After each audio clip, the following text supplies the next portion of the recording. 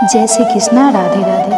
कार्तिक मास को हिंदू धर्म में विशेष स्थान प्राप्त है, क्योंकि इस मास में भगवान विष्णु और उनके अवतार श्री कृष्ण की पूजा का महत्व होता है। माना जाता है कि इस मास में विशेष रूप से किया गया व्रत, पूजा और दान जीवन के सारे पापों से मुक्ति दिलाता है और भगवान की कृपा प्राप्त होती है।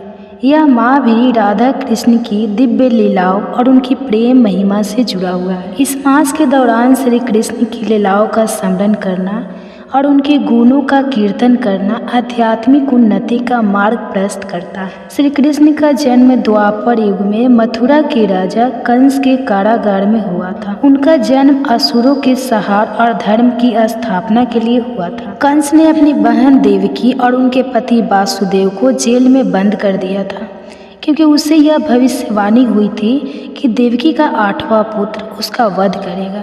श्री कृष्ण का जन्म इसी भविष्यवाणी की पूर्ति के लिए हुआ। भगवान विष्णु ने स्वयं श्री कृष्ण के रूप में अवतार लिया और उन्होंने अपने जीवन की शुरुआत से ही अद्भुत लीलाएं रचनी शुरू कर दी। श्री कृष्ण का जन्म मथुरा में हुआ था, लेकिन वासुदेव ने उन्हें गोकुल में नंद और यशोदा के पास सुरक्षित रखा। गोकुल में उन्होंने अपनी बाल्य अवस्था बिताई। श्री कृष्ण की बाल लीलाएं भक्तों के लिए अत्यंत मनोहरी है। उनका मक्खन चुराना, गोपियों को सताना और ग्वालों के साथ खेलना उनकी प्रमुख लीलाओं में से था। लीलाओं का एक गहरा सांकेतिक अर्थ है। श्री कृष्ण का मक्खन चुराना सांसारिक मोह और माया से मन को हटाकर भगवान के चरणों में समर्पित करने का प्रतीक है। श्री कृष्ण ने अपने बाल्य अवस्था में कई असुरों का वध किया। इनमें पूतना, संकटासुर, तृणावर्त और बकासुर प्रमुख थे। इन असुरों का वध करके उन्होंने यह संदेश दिया कि भले ही कोई कितना भी शक्तिशाली क्यों न हो, अधर्म और अन्याय की हमेशा हार होती है। उन्होंने इन असुरों का नाश कर गोकुल वासियों को भय से मुक्त किया और धर्म की स्थापना की। श्री कृष्ण की बाल लीलाओं में गोवर्धन पूजा का प्रसंग अत्यंत प्रसिद्ध है। एक बार गोकुलवासी इंद्रदेव की पूजा के लिए तैयार हो रहे थे। इंद्रदेव को अपनी शक्ति और महत्व पर बहुत अहंकार था। श्री कृष्ण ने देखा कि इंद्रदेव के प्रति गोकुलवासियों की भक्ति एक प्रकार की भय से प्रेरित थी। उन्होंने गोकुलवासियों को समझाया कि हमें प्रकृति, विशेष रूप से गोवर्धन पर्वत, गाय और नदियों का आदर करना चाहिए, क्योंकि वे हमारी आवश्यकताओं को पूरा करते हैं। श्री कृष्ण ने गोकुलवासियों से कहा कि वे इंद्र की पूजा छोड़कर गोवर्धन पर्वत की पूजा करें। गोकुलवासियों ने श्री कृष्ण की बात मानकर गोवर्धन पर्वत की पूजा की। यह देखकर इंद्रदेव क्रोधित हो गए और उन्होंने मूसलाधार बारिश शुरू कर दी। श्री कृष्ण ने तब अपनी छोटी अंगुली पर गोवर्धन पर्वत उठा लिया और पूरे गोकुल वासियों को उसकी छाया में आश्रय दिया। इंद्रदेव का घमंड चूर चूर हो गया और उन्होंने श्री कृष्ण से क्षमा मांगी। इस घटना से यह संदेश मिलता है कि अहंकार का नाश होता है और सच्चे धर्म की ही विजय होती है। जब श्री कृष्ण युवा हो गए तब कंस ने अक्रूर को भेजकर उन्हें मथुरा बुलाया।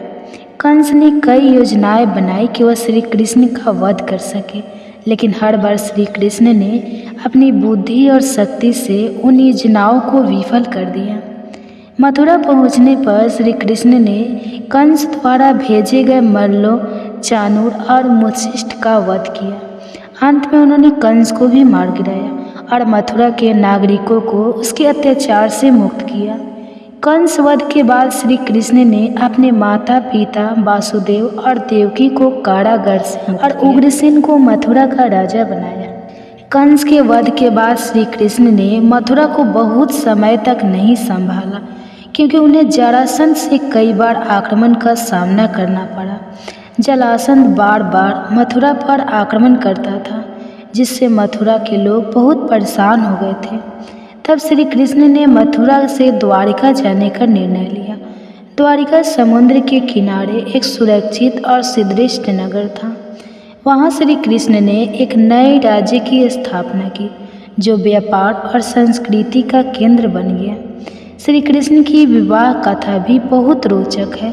रुक्मिणी विदर्भ देश के राजा भीष्म की पुत्री थी और वे श्री कृष्ण से गहरे प्रेम करती थी, लेकिन उनके भाई रुक्मी चाहते थे कि उनका विवाह शिशुपाल से हो। रुक्मिणी ने श्री कृष्ण को पत्र भेजा और उनसे मदद मांगी। श्री कृष्ण ने रुक्मिणी का हरण किया और उन्हें अपनी पत्नी बनाया। यह विवाह सत्य और प्रेम की विजय का प्रतीक है। महाभारत में श्री कृष्ण की भूमिका अत्यंत महत्वपूर्ण है। उन्होंने पांडवों की मदद की और धर्म की स्थापना के लिए कई लीलाएं रची। महाभारत युद्ध में अर्जुन के सारथी के रूप में श्री कृष्ण ने गीता का उपदेश दिया। गीता का संदेश समस्त मानव जाति के लिए अद्वितीय मार्गदर्शक है। इसमें कर्म, भक्ति और ज्ञान की महिमा का वर्णन किया गया है। श्री कृष्ण ने अर्जुन को यह सिखाया कि सच्चा योद्धा वही है जो अपने कर्तव्य का पालन निष्काम भाव से करता है और फल की चिंता नहीं करता। श्री कृष्ण की लीलाओं से हमें कई बात सीखने को मिलते हैं। उन्होंने अपने जीवन में धर्म, भक्ति, प्रेम, त्याग और नीति का महत्व सिखाया। गोवर्धन पूजा में उन्होंने यह दिखाया कि प्रकृति की पूजा करना और उसकी रक्षा करना हमारा कर्तव्य है। महाभारत में उन्होंने यह सिखाया कि धर्म का पालन किसी भी परिस्थिति में नहीं छोड़ना चाहिए। उनके जीवन का हर प्रसंग हमें जीवन में आने वाली चुनौतियों से लड़ने का साहस और सही दिशा में चलने की प्रेरणा देता है।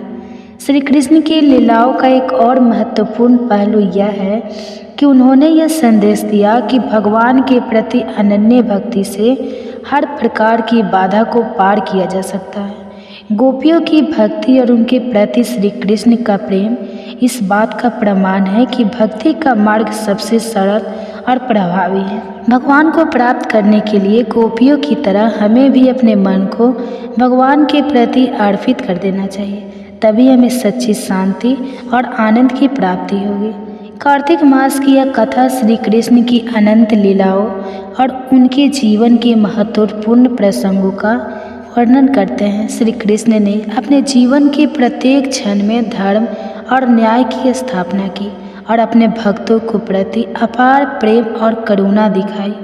उनके जीवन का हर प्रसंग हमें प्रेरणा देता है कि हम अपने जीवन में सत्य, धर्म और भक्ति के मार्ग पर चलें। कार्तिक मास हिंदू धर्म में विशेष महत्व रखता है। विशेष रूप से शास्त्रीय और पुरानी ग्रंथों में इसका उल्लेख व्यापक रूप से मिलता है। कार्तिक मास को धर्म, पुण्य, तपस्या और व्रत का मास माना जाता है और इसे सबसे पवित्र महीनों में से एक माना जाता है।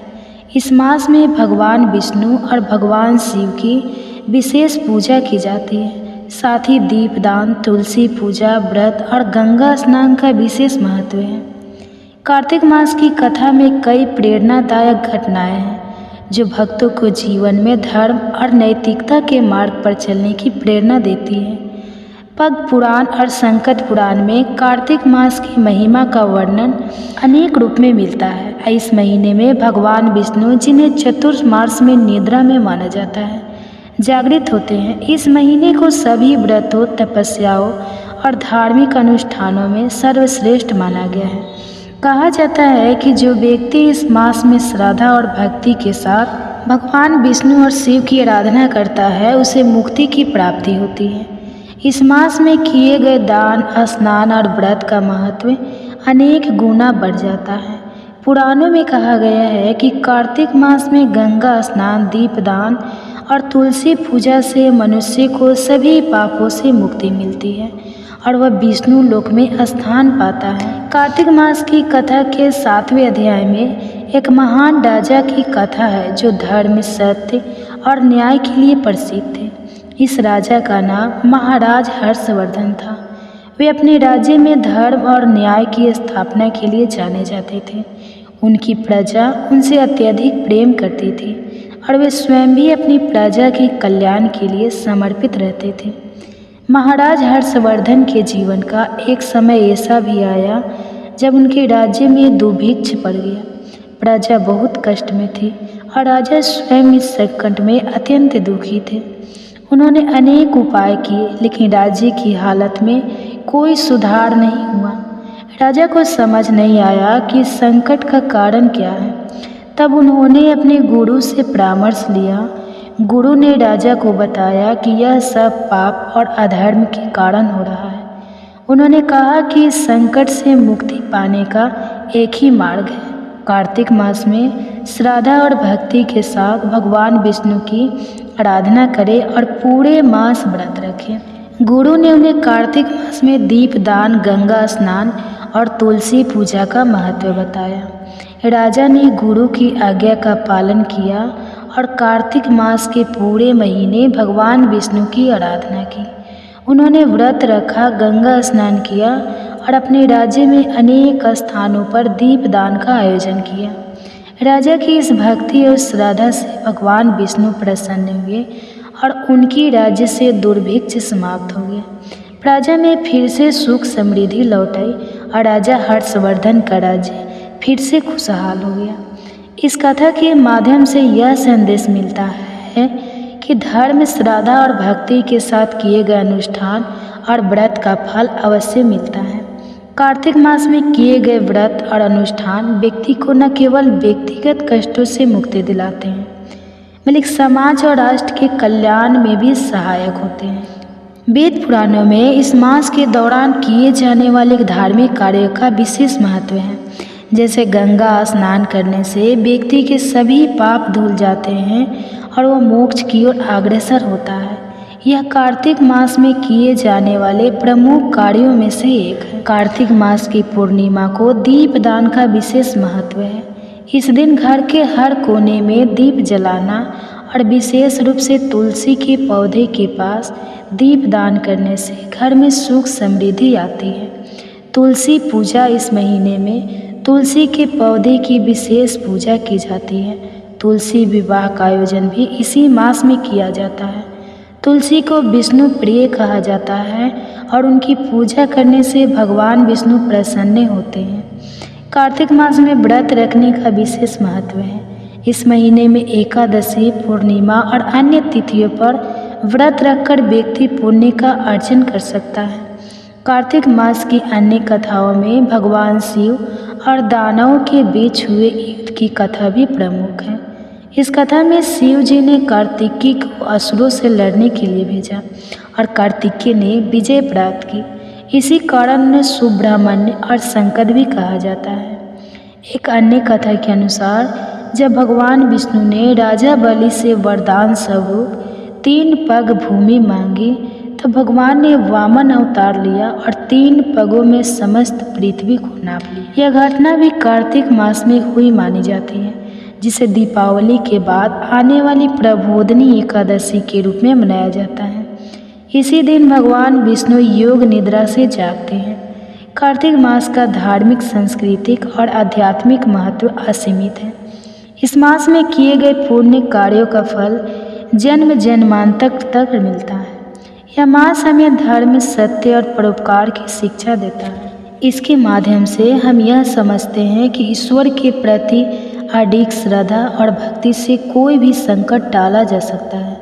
कार्तिक मास की कथा न केवल राजा हर्षवर्धन की भक्ति और धर्म की भावना को प्रस्तुत करती है, बल्कि यह भी बताती है कि कैसे ईश्वर की कृपा से जीवन की कठिनाइयों का समाधान हो सकता है। तो आज के अध्याय में इतना ही। आने वाली बुढ़िया माई की कहानी के बारे में पुराणों में तुलसी के पौधे का विशेष महत्व बताया गया है। कार्तिक मास के दौरान तुलसी पूजन का विशेष महत्व होता है और इसे अत्यधिक पवित्र माना जाता है। पुराणों और धार्मिक ग्रंथों में तुलसी से जुड़ी कई कथाएं मिलती हैं, लेकिन बुढ़िया माई की कथा विशेष रूप से प्रचलित है।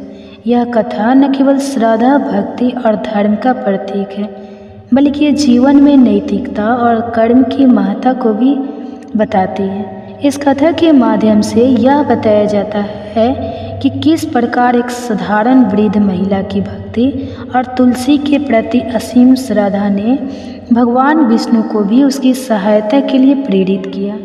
यह कथा हर वर्ष कार्तिक मास में सुनाई जाती है और इसे सुनने मात्र से पुण्य की प्राप्ति होती है।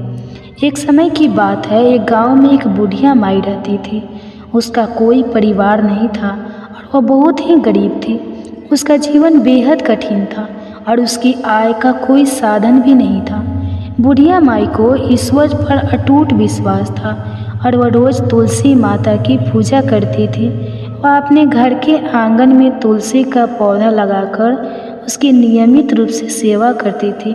जैसे ही तुलसी माता को पूजा करती थी, बुढ़िया माई का जीवन अत्यंत साधारण था, लेकिन उसके मन में भगवान विष्णु और तुलसी माता के प्रति असीम भक्ति थी। भले ही वह अत्यंत गरीबी में जीवन व्यतीत कर रही थी, उसने कभी भगवान से धन या सुविधाओं की कामना नहीं की। वह सिर्फ यही कहती थी, हे प्रभु, मुझे सदैव आपकी भक्ति और सेवा में लगे रहने का अवसर दे। यही मेरी सबसे बड़ी संपत्ति है। हर साल कार्तिक मास का आगमन होते ही बुढ़िया माई तुलसी माता की विशेष पूजा अर्चना करने लगती थी। कार्तिक मास में तुलसी माता की पूजा का विशेष महत्व है।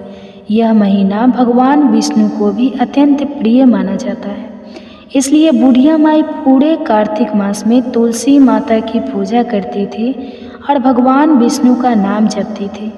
गांव के लोग भी उसकी भक्ति और सच्ची श्रद्धा से प्रेरित होते थे।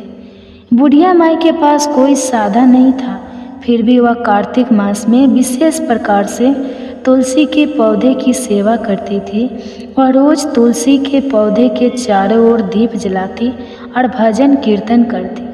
बुढ़िया माई की भक्ति और साधना की महिमा इतनी थी कि गांव के लोग भी उससे प्रेरित होकर तुलसी माता की पूजा करने लगे थे। हालांकि बुढ़िया माई की भक्ति अगिट थी, लेकिन उसकी जीवन परिस्थितियाँ बहुत कठिन थी। एक दिन ऐसा आया जब बुढ़िया माई के पास तुलसी माता के पौधे के लिए जल अर्पित करने का साधन भी नहीं बचा। गांव में भीषण अकाल पड़ा था और गांव के लोग भी परेशान थे। बुढ़िया माई के लिए यह समय बहुत कठिन था, क्योंकि उसके पास न तो भोजन था और न ही जल। उसने फिर भी हार नहीं मानी और तुलसी माता के आगे प्रार्थना करने लगी। बुढ़िया माई ने कहा, हे तुलसी माता, मुझे क्षमा करें, मैं आपके लिए जल अर्पित नहीं कर पा रही हूँ, परंतु मेरी भक्ति में कोई कमी नहीं है। आप मेरे हृदय में सदा स्थापित रहें। ऐसा कहते हुए बुढ़िया माई ने अपना सारा ध्यान भगवान विष्णु और तुलसी माता में लगा दिया। बुढ़िया माई की इस स्थिति को देखकर भगवान विष्णु बहुत प्रसन्न हुए। उनकी भक्ति देखकर भगवान विष्णु ने लक्ष्मी माता से कहा, देखो इस वृद्धा की भक्ति कितनी सच्ची है। यह अत्यंत कठिन परिस्थितियों में भी मेरी और तुलसी माता की पूजा कर रही है। इसका संपन्न अद्वितीय है, हमें इसे आशीर्वाद देना चाहिए। भगवान विष्णु ने बुढ़िया माई की परीक्षा लेने का निर्णय किया। वे एक साधु का रूप धारण कर उसके घर पहुँचे। साधु को देखकर बुढ़िया माई ने उनका आदर सत्कार किया और उनके अपने घर में बिठाया। साधु ने कहा, माता, मुझे प्यास लगी है, क्या तुम मुझे कुछ जल पिला सकती हो? बुढ़िया माई के पास जल नहीं था, परंतु उसने अपने घर के आंगन में लगे तुलसी के पौधे से कुछ जल दिया और साधु को अर्पित किया। साधु ने जल ग्रहण कर कहा, माता, तुम्हारी भक्ति अत्यंत महान है, भगवान तुम्हारी हर कठिनाई को समाप्त करेंगे। साधु के रूप में भगवान विष्णु ने बुढ़िया माई को आशीर्वाद दिया और कहा, तुम्हारी सच्ची भक्ति और समर्पण के कारण तुम्हारे जीवन में अब कभी अभाव नहीं रहेगा।